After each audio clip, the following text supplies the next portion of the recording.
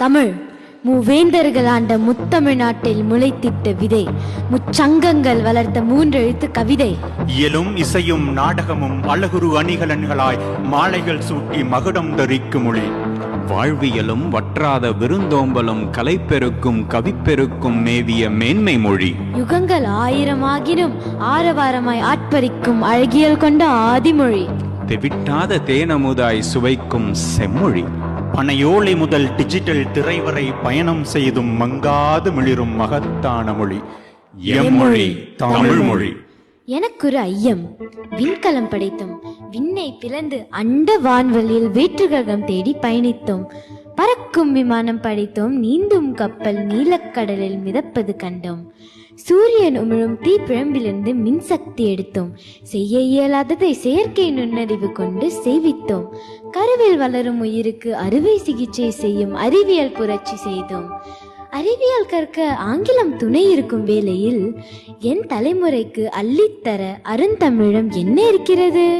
நான் ஏன் தமிழ் கற்க வேண்டும்? பதில் சொல்லுங்கள். அணுவை பிளக்கும் ஆற்றல் அறிவியல் இருக்கலாம், அண்ட வான்வெளியை அளக்கும் ஆற்றல் இருக்கலாம். கண்டங்கள் கடந்தும் கருத்து பரிமாற்றத்திற்கு ஆங்கிலம் இருக்கலாம், ஆயிரம் மொழிகள் இருக்கலாம். ஆயினும் நம் அடையாளம்? தாயிற் சிறந்ததொரு உறவும் இல்லை, தாய்ப்பாலை மிஞ்சிய மருந்தும் இல்லை, தாய்மொழியை விஞ்ச ஏதும் ஒரு மொழியும் இல்லை. தமிழ் நம் அடையாளம். அச்சச்சோ, நான் ஐடி கார்டு தான் என் அடையாளம்னு நினைச்சேன். தமிழ் தான் என் அடையாளமா? மன்னிச்சுக்கோங்க. நான் இப்ப என்ன செய்யணும்? 2 அடி வாங்கிக்கொள். 2 அடியா? அதான் மன்னிப்பு கேட்டேனே. வள்ளுவனிடம் சென்று 2 அடி வாங்கிக்கொள். வலிக்குமா?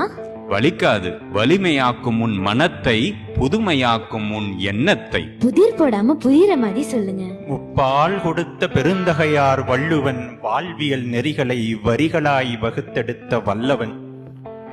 அறம் பொருள் இன்பம் என்னும் முப்பெரும் பிரிவுகள் மூழ்கி முத்தெடுக்க 1330 திருக்குறள். பிறப்பு இறப்பு இவ்விரண்டிற்கும் இடைப்பட்ட இக்காலத்தில் இவ்வுயிர் சிறக்க வேண்டிய அத்துணை அறநெறிகளையும் மொத்தமாய் கொண்ட ஒற்றை நூல் தமிழில் பிறந்த பொய்யா மொழி. ஓ, இத்தனை சிறப்புகளா திருக்குறளில்? வேற என்ன நினைச்ச? மனனம் செய்தால் மதிப்பெண் கிடைக்கும் என்பதே என் எண்ணம்.